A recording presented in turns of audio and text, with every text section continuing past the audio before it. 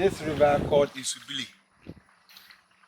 You know that any of the presidents we have had so far had to come here and fetch some before you could win elections.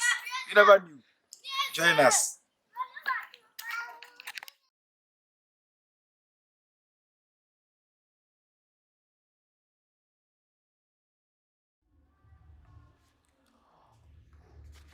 On our way to Nkroful, where the birthplace of Kwame Nkrumah is. Nkroful is a village in the Elembele district, a district in the western region of South Ghana, located near Eziama in the Nzima East Municipal of the Western region. Nkroful stands inland 5 kilometers, which is 3 miles, from the coastal highway from the Eziama town junction turnoff. Nkroful lies deep in the western part of Ghana, and it is again 83 kilometers west of Takoradi. The native tribe is called Nzema, and the people are very well identified by their peculiar rich dark skin, which the world's top models would be envious of. The Kundum festival is the major festival you find on the Nzema land. Nkroful is famous as the birthplace of Dr. Kwame Nkrumah. Nkrumah was born there on September 21st, 1909, was raised there, and on July 9th, 1972, was also buried there after his death.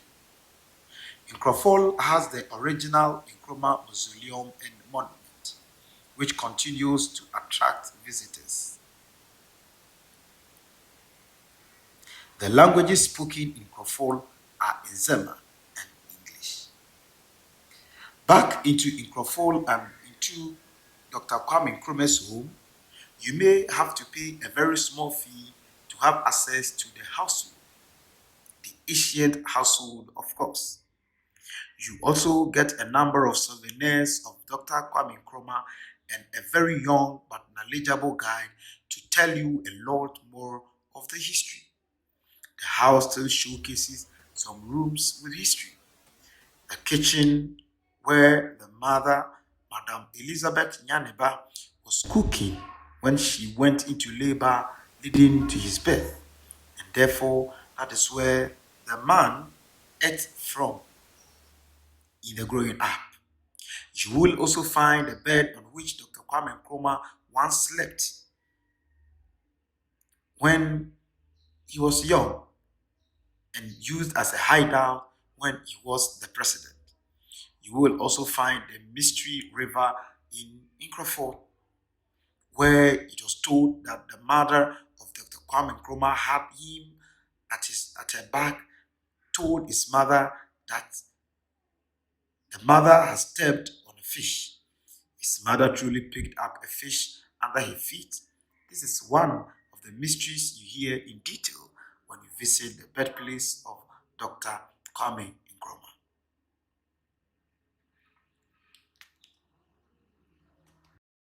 Hello, you are welcome to Ocean Snow Multimedia. And as we promised you, we are here at the Kwame Nkrumah Museum at Nkroful. We are here to take a tour and make you understand and know everything you need to know about Kwame Nkrumah Museum. So just stay glued to your phone and your laptop and let us go and take a look at what is really here. So we've got the caretaker of the Kwame Nkrumah Museum at Nkroful here, and we are here to go on a tour with him, so you know more of what goes on here, what went on here, and what you should know here. So, boss, I am Owusu Mensah. My name is Steven Tando. Stephen Tando. I learned you are the caretaker here. I'm the tour guide here. Tour guide. So this is the tour guide, and he's going to take us through everything you need to know. There are some shocking stories that you never heard. Today you hear. There are some hints, some revelations you never thought of, and you are going to hear. Join us on this tour, and you never regret. Kwame Nkrumah, born on 21st September 1909 at Nkroful, Gold Coast, now Ghana. Died April 27, 1972 at Bucharest, Romania. Was a Ghanaian nationalist leader who led the Gold Coast drive for independence from Britain and presided over its emergence as the new nation of Ghana. He headed the country from independence in 1957 until he was overthrown by a coup in 1966. Kwame Nkrumah's father was a goldsmith and his mother a retail trader.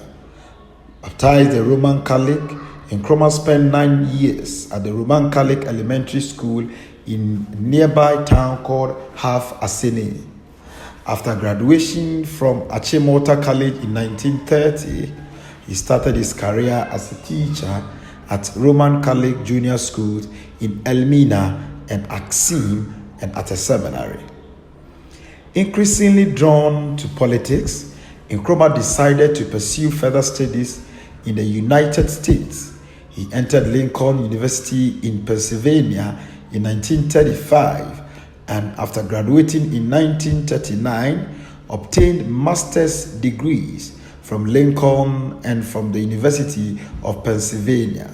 He studied the literature of socialism, notably Karl Marx and Vladimir Lenin, and of nationalism, especially Marcus Garvey, the black American leader of the 1920s.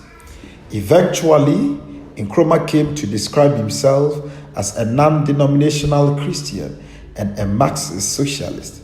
He also immersed himself in political work, reorganizing and becoming president of the African Students Organization of the United States and Canada.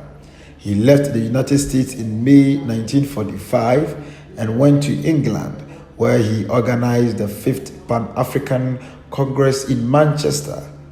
Meanwhile, in the Gold Coast, J.B. Dankwa had formed the United Gold Coast Convention, UGCC, to work for self-government by constitutional means. Invited to serve as the UGCC's General Secretary, Nkrumah returned home in late 1947. As General Secretary, he addressed meetings throughout the Gold Coast and began to create a mass base for the new movement. When extensive riots occurred in February 1949, the British briefly arrested Nkrumah and other leaders of the UGCC. When a split developed between the middle-class leaders of the UGCC and the more radical supporters of Nkrumah, he formed in June 1949 the Convention People's Party, CPP, a mass-based party that was committed to a program of immediate self-government. In January 1950, Nkrumah initiated a campaign of positive action involving non-violent protest, strikes, and non-cooperation with the British colonial authorities.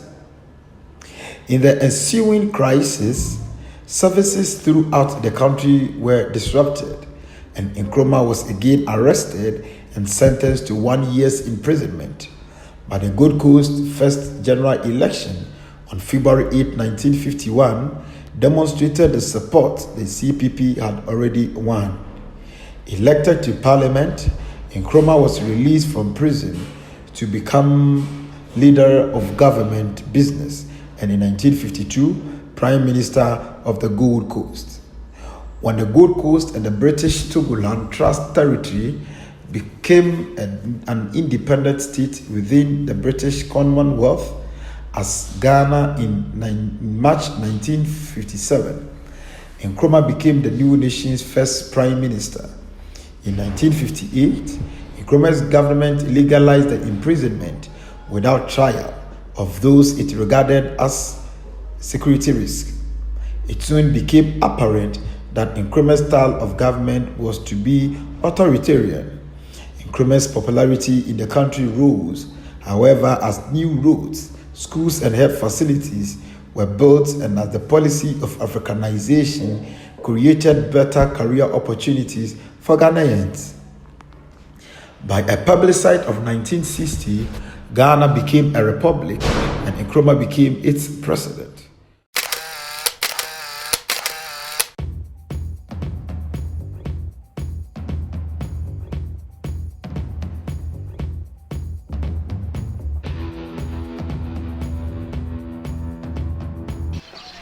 So there's the entrance of the whole museum. So we have the tour guide with us again, and he's taking us through whatever you need to know, whatever you need to see. So let's go.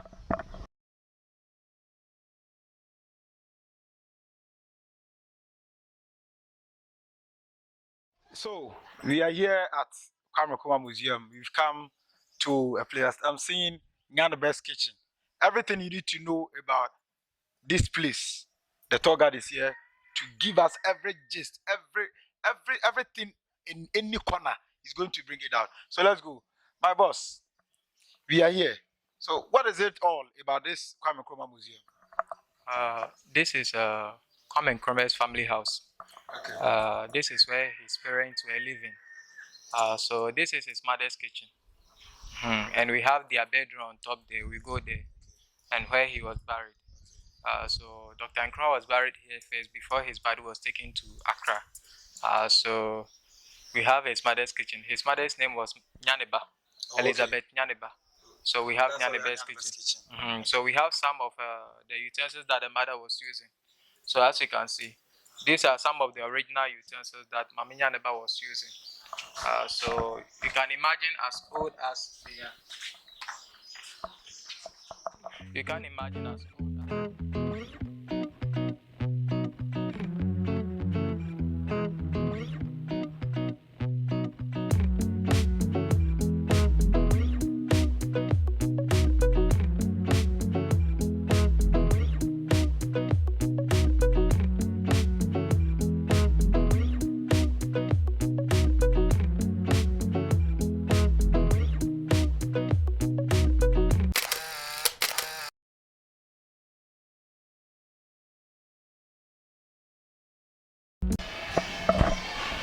So we are right here at the tomb, and we are going to know what really happened, what this is about. Everything that is here, we are going to know. So Mr. Stephen is here. So Mr. Stephen, what is this all about? This is where he was first buried. This is where Dr. Nkrumah was first buried before his body was taken to Accra. When he died, he was first buried here. And this whole place of the museum was done by Achampon. So after Achampon buried Nkrumah here, for so many years, that is 16 years later, during President Lawrence's time, then he came to exhume the body to Accra because of Nkrumah's personality. Okay. And the reason was that he wants to move the body from this place for people to have access to the body easily. Okay. Because Nkrumah is a great man, and he was the first president of Ghana. And the main reason why he came, he wanted to move the body from this place to Accra was that the road was not good, and there was no any electricity here. So he told the family that people have a lot of difficulties when they want to come and see the body of Dr. Nkrumah. So he told the family that because of these conditions, he wants the body to be moved. But initially, the family declined to his request that they won't allow him because he is the president, and if he is complaining about bad roads or electricity not being here, he should face those things so that the body remain here. Because where Dr. Nkrumah was buried, he made a request that he should be buried there. So the family members didn't agree that he should come for the body. So what is really very significant about this place that he said that when he dies he should be buried here? This is where he was born. Where he was delivered is where he was buried. Oh, okay. He was buried at where he was delivered. He was born on 21st September 1909. Okay. So that was Saturday. That is not the original year, but that is what has been documented. the original year is 1912. When you calculate 21st. Wait. Viewers, Mr. Stephen is making a very important, should I say, revelation that we need him to take it again. He said Nkrumah was not actually born on 21st September 1909, but on 21st September 1912. Can you take it again for us? Let my viewers know that this is actually coming from the camp of where Kwame Nkrumah was born and was buried. Okay. In his autobiography, a book that Nkrumah authored by himself about his life and how he became president and what happened during his time. He wasn't born on 1909. 1909 was just a mere assumption when they needed his details to fill an official document for him when he was a child. At that time, what actual official document would it be needed at that time when education was not that very. Nkrumah started schooling not in Nkroful but at Hafasnin.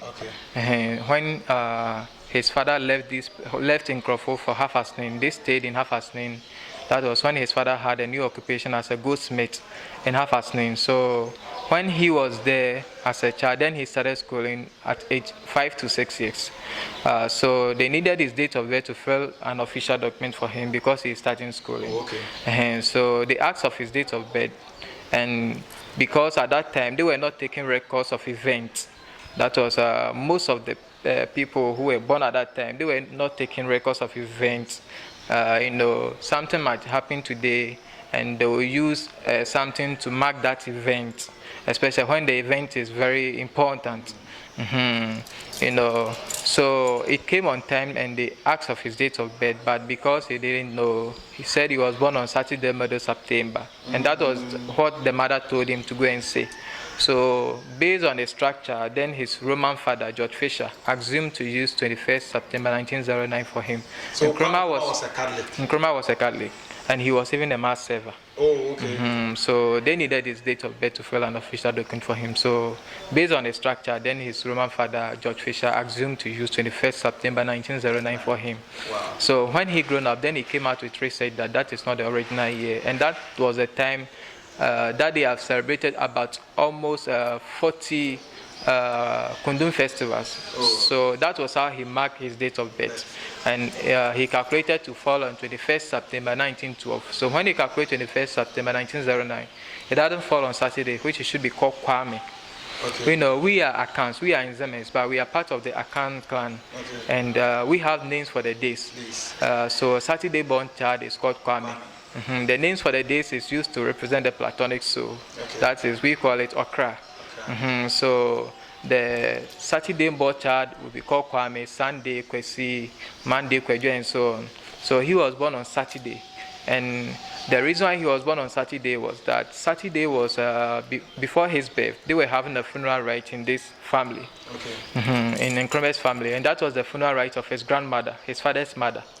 Okay. So there were a lot of visitors here who came to mourn the dead, and Maminya Neba was in the kitchen preparing food for the visitors that came for the funeral. Then she fell into labor. So when she fell into labor, this place, that is, I'm talking about Nkroful, where Nkrumah was born, was a village at that time then. And there was no any hospitals and clinics around. So when you get into such situations, you'll be helped by the local midwives. So Maminya Neba wanted to go to the family house on top there, that is their bedroom, so that she could deliver. But when she came out from the kitchen, she got stuck at where we are standing here, where he was buried. Okay. So she got stuck here, and they prepared place for her to deliver the Nkrumah here. So this is where Dr. Nkrumah was delivered. And something happened when he was delivered. That's why they were able to, mark all those events to come with his original date of birth. Wow. When he discovered the original date of birth, at that time they have celebrated almost 40 Kundum festivals.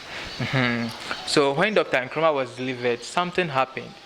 That is the reason why he said whenever he's dead, they should come and bury him at where he was born. Wow. What happened was that when he was delivered, he was not showing any sign of life. he was not crying, he was not breathing well. And the child was there, his body was there, and the female relatives that helped in delivering Nkrumah tried to give life to the child. They didn't want Nkrumah to die. They tried to put life in Nkrumah by making a lot of noise that when the child hears the noise, maybe he might cry. But after the noise, he wasn't crying. His father even came, tried his best. His father tried his best by, jointing the baby and beating him as well, playing with the child, and still the baby was not crying. He even went into his house and brought his gun and fired it up twice that maybe the baby might be frightened by the gunshot, but still the baby was not crying after the gunshot. And one of Nkrumah's aunts suggested that if the baby is not crying, then let us get him something to eat because he might be tired in the course of the delivery. So they brought a ripe banana and started feeding the baby with the banana. A baby that was delivered on the same day, they started feeding him with the banana. So as they were feeding him with the banana, then he started crying. Wow. So when he grew up, then they told him about the story, what happened when he was born. Then he said, okay, if that's the case, then whenever he's there, they should come and bury him at where he was born. So when he died, this is where he was buried. He died when he was in Guinea. Okay. He died in Romania, Bucharest Hospital. So they brought the body back because at that time he was overthrown through a military coup d'etat. So the Guinea president then, Sekou Touré, wanted to bury the Nkrumah there, but the family was able to communicate with him, and even Achampon at that time did very well. He was able to communicate to him, and they released the body for him because he made that decree that whenever he's dead, they should come and bury that where he was delivered. So he was buried at where he was delivered when he died on 27th of April 1972. So you never knew that the day Kwame Nkrumah was born, he ate banana. Kwame Nkrumah ate banana. And that is very significant and historic about his whole story. And that was the reason why he was buried right here where he was born. Now, when he was buried, what happened? What really happened? That today we cannot find his remains here. So, as I said, the body was here, and at first there were even machines here which was connected to his coffins. When they come to this place, they use those machines to lift the body from the tomb up.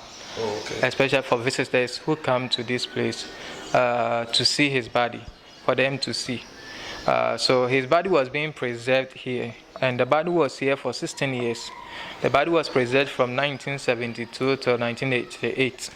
Okay. So early 88, as I said, then President Rawlings, he came here to see the family that Nkrumah is a great man, so he wants the body to be moved from this place to Accra. Initially, the family members didn't agree with him because of the reason that he gave, that the road is not good and there was no any electricity here. So he told the family that because of these things that the people lack here, he wants to move the body from this place to Accra. So the family members told him to face the road and extend electricity to this place. But he didn't say anything, and he went and he even stopped sending those medicines that they were using to preserve the body. Okay. So it was then that the body started decomposing. So as the body was decomposing, then the family members told him that he should come for the body. And that wasn't even easy, because you remember I said when they were coming to take the body, something happened. A lot of things happened that they have to destroy this place. When the soldiers came on that particular day, Friday, 11th November 1988, that was the day that, or the year that the body was moved from this place to Accra. When they came on that particular day, Friday, the community, the members of the community and the family members, they had a lot of issues with the family, and even it resulted that the family has to, the soldiers that came for the body have to put a curfew here in this community before they allowed them to take the body. So after the curfew, then they came, and even they didn't have anyone to perform a libation before they have to take the body. So they went and brought a man, which they said he was related to Nkrumah's family, from Eziama, to come and perform the libation, and a whole lot of things also happened, and they have to break the tomb by force to take the body away to Accra. And they picked a lot of things here, including Nkrumah's personal properties, his clothes, and the machines. They took all away to Accra. So that's the reason the body is no more here. After the body has been preserved for 16 years at this place. And when the body was taken from this place, they went and buried the body permanently. So right now you can't see the body as it was here, where it was being, open for people to see. But you said when President Rawlings came to take the body away, he was resisted by the family and the people of Nkroful. Then how then that after they had called President Rawlings again that the body was decomposing, so he should come for the body. Now the soldiers came and there was a sort of a clash between the soldiers and the people of Nkroful. What really happened? Because you said they called President Rawlings to come for the body. So what really happened? That there was that crash that led to the destruction of so many things here. Okay. The body was a national asset. This place was a tourist site. It was a museum for people to see. So there were people here who were taking care of the body, and they were national securities. Policemen here, they were the people who were taking care of the body. Okay. So they made that report that the body is decomposing, and he has to send soldiers to come for the body. Okay, so it was not the family members who told him. Okay, the security men here at the time called the president that the body was decomposing. Okay. And even how the body was being preserved at that time, there was no any lights here, but there was a company called IDC. That was an oil mill production company at Nkroful and Eziama Road. So they were supplying electricity to this place. Okay. And there were plants who were also providing electricity for a school, a boarding house school here. Okay. That was later turned to be Nkroful Agriculture Senior High School. Oh, okay. So they also supply electricity to this place for the body to be, kept.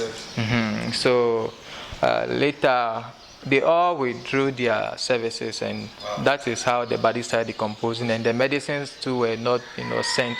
So what really led to the two companies or school, the two entities, withdrawing their services of providing electricity? They pay something to them, and when Rawlings stopped all these things, so he stopped paying them for the services they were rendering. Wow. So people have the idea that he stopped all these things so that he can come for the body. So that's the reason most of the people blame Rawlings, that he was the one that allowed the body to destroy. Wow. Because even when the body decomposed, or when the body started decomposing, after the body was taken from this place, he promised to go and restore the body, but he couldn't. So he went and buried the body.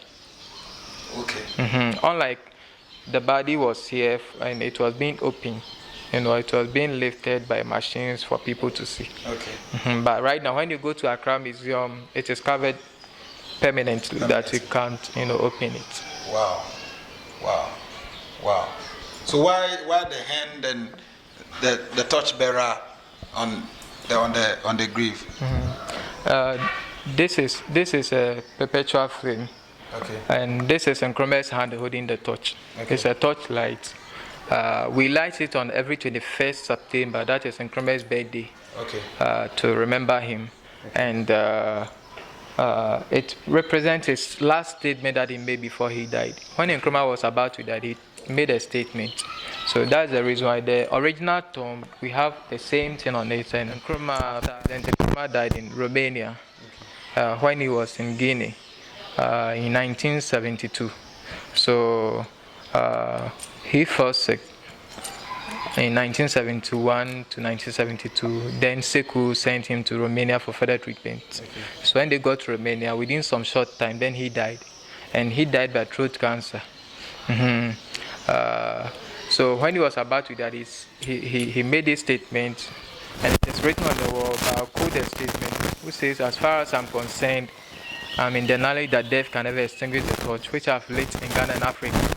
Long after I'm dead and gone, the light will continue to burn and be born aloft, giving light and guidance to all people."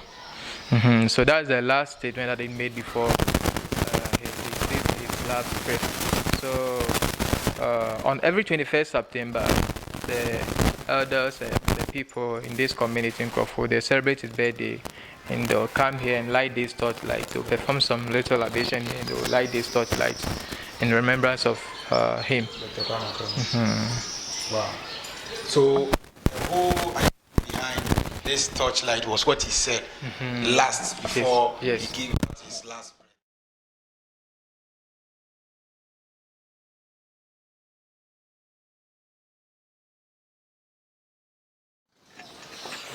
So, this is their bedroom. This is where Mama Nyanaba wanted to come and deliver Nkrumah. She couldn't make it to this place. So it's 2 bedrooms and this is their home. So this is Mama Nyanaba's picture, Nkrumah's mother, and this is Nkrumah himself. We don't have his father's picture. Because his father died in 1926. And at that time, these fashion cameras were expensive at that time, especially to have some in villages. But the reason I have the picture of the mother is even Nkrumah died before the mother.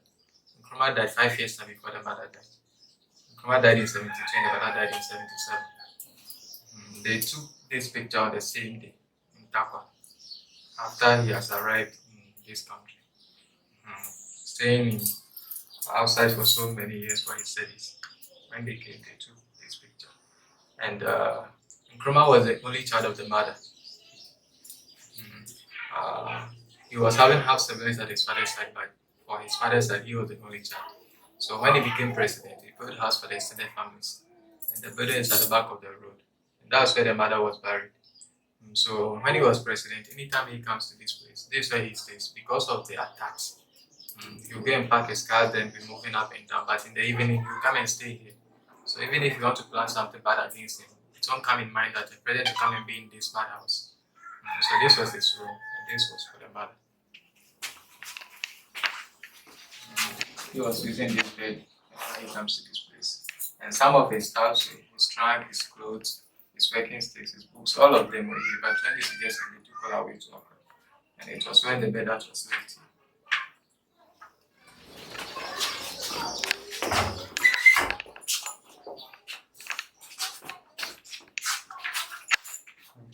And there is the mother's room that the mother was living. Because the mother was living here. Even when Nkrumah, after he was overthrown, the mother came back to this place and she was staying here.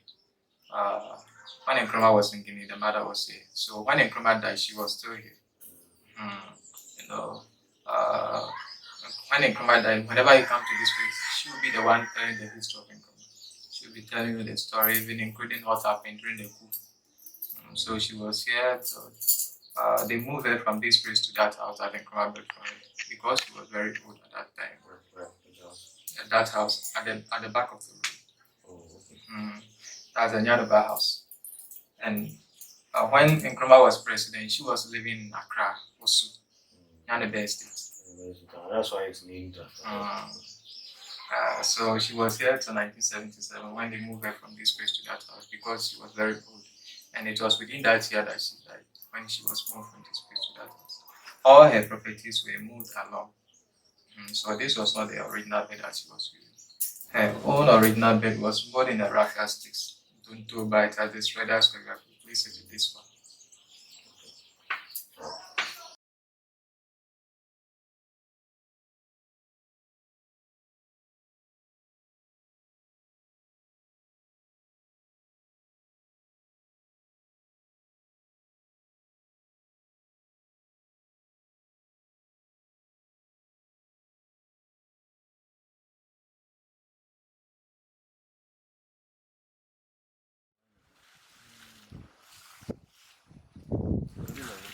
This is a river that is important role in the history of Nkrumah.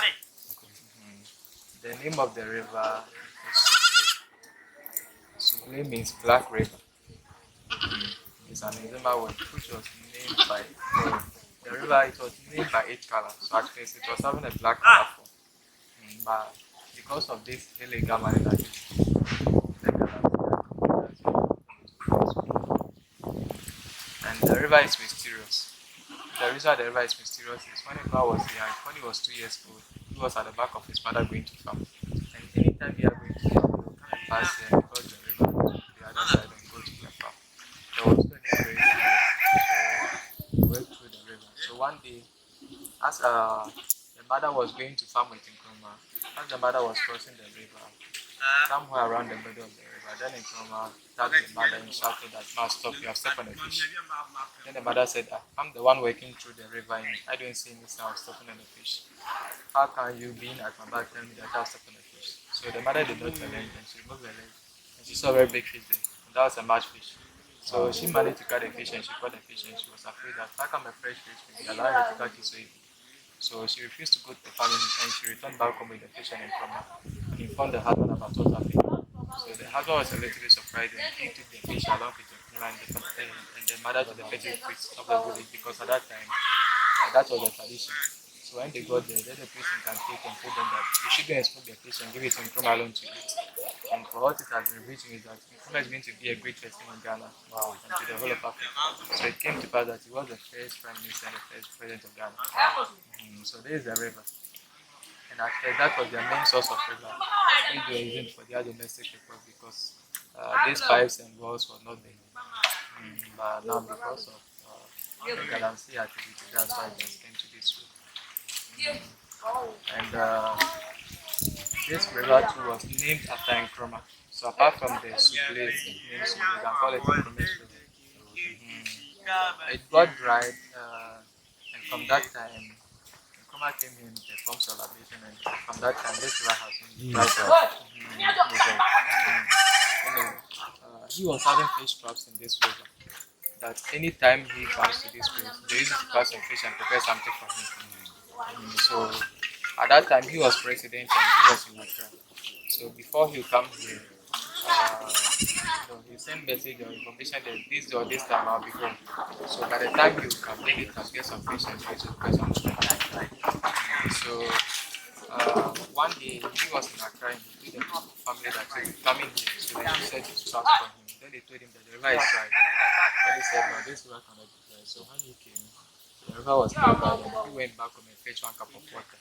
And as he was coming, he came with his working stick. So he placed the working stick down there and started praying and poured the water down in the form of libation. And after he finished, then it started raining. It rained and this was full. So from that time, this river has not been dried again. And it has a level that it dries like this. This is the level. It won't get down, go stop. But during the rainy season, it can flood all over this place. And when you are going to the next town, Eziamba, it is the first bridge that crosses there. Sometimes it flood all over the road and no car is able to cross. Wow. No, just this bridge. When you are going to the next community, Eziamba, you have to go this first one. The first name. Yeah, his name is Ngoloma. Yes, that's how we pronounce it Ngoloma. And it is spelled Nglof. But they made it Nkrumah. That is George Fisher. George Fisher was a Roman priest. You know, when they said Nkrumah was going to be a great person, most of the people around that time they thought he was going to become a Roman father. Because Nkrumah took religion, seriously. He was a mass servant at the Roman Catholic Church, half as initially they were here. So when he got to 5 years to 6 years, then they left this place. His father had a new occupation as a goldsmith in half Aston. So they left this place for half Aston. And they stayed there till his father died in 1926. So immediately he completed Roman Catholic Elementary School. That was a big school at half Aston. Then he had an admission in Achimota Training College. So it was through them that they named documented almost details, his personal details, like from his name. His Christian name was Francis. So he was Francis Nkroful. Then Nkroful was his own name or his local name. And then Nkrumah was his father's name. So he had Nkrumah as a surname. And he was born on Saturday. That's why he got the name to represent his father also. And even his date of death is wrong, especially the year. The year is not 1909, it's 1912. When you calculate when you calculate 21st September 1909, it doesn't fall on Saturday. All these things was done by George Fisher, the Roman priest, at that time, because he needed Nkrumah's document to tell he needed his details to fill an official document for him. So when he grew up, then he came out with face and like all these things. I didn't change it because he has been using it on official documents. So he maintained it. So as this water bottle performed some rituals and the water just came back to this level. From that time, as when he died, I don't believe in traditional ritual. Nothing is done yearly or something. That just And be even there. when people come to this place, they have some belief and they use the river and request for them. Especially there was a time during the campaign time that our former president Nkroful, he came here. And that was his time that he was aspiring to become the president. He came here and they took him to tour. And when he got here, he had a belief that when you use some of this, you become like Nkrumah, you become the next president. So he used some of the water to wash his hands and his face, and he was looking at the container and put some along. And after the election, he wanted to become the president. Our late president Nkrumah also came and did the same thing. Former president Mahama came here twice when he was vice president and when he was also contesting to become the president. He also came and used the river and became the president. Another came here in 2016 and they told him about this and he said he doesn't believe. So after the election, he lost. When he was contesting the election with that was in 2008. So it was 2016 that he came here and used some of this. Oh, okay. So he When he came was- here twice. The first one, he didn't take some along, he lost. And you know This is something? interesting. Mahama came here in 2020, but he didn't come. He ended his tour at the tomb side. And the reason was that he has to go to somewhere else to do the campaign because it's getting late. So 2020, Wow. nobody came here. And some of the tourists to that tourist, they use it as a tourist.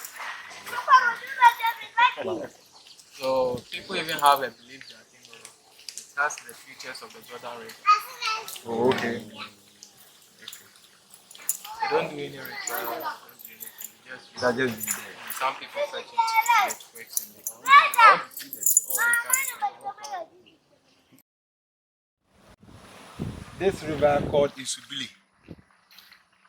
You know that any of the presidents we have had so far had to come here and fetch some before you could win elections. You never knew. Join us. So we are giving you some of the perfect views of the river. I don't know if you would need some because it has worked for President John Ajay Nkroful, President Atta Mills, President John Dramani Mahama, and our sitting president Nana Addo Dankwa Akufo-Addo. So this river itself has a very historic importance that can never be overlaid.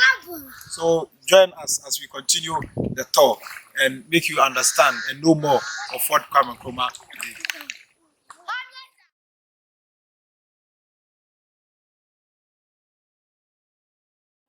You know, they were the missionaries who came, and they also have different, you know, ideas and the reason why they came here. They came and established, schools and churches, to give us, the ideas that we have now. Most of the people have now, and they came to, accomplish their goals here. So after Achimota, the, the church, let me say the church, they helped him to do his training at Alamina, his service at Alamina. Alamina. That was Alamina Seminary School. Misano. Misano. Amisa. After his service, then he was posted to Axim Catholic School. There he became a assistant head teacher. He taught for some time before he gathered some money and stuff. People think he stood away to US trade for the only stowaway that he made was from here to Nigeria to see his uncle to talk to him for some help. And it was accomplished, and when he came, then he took a ship to, I think, Liverpool before.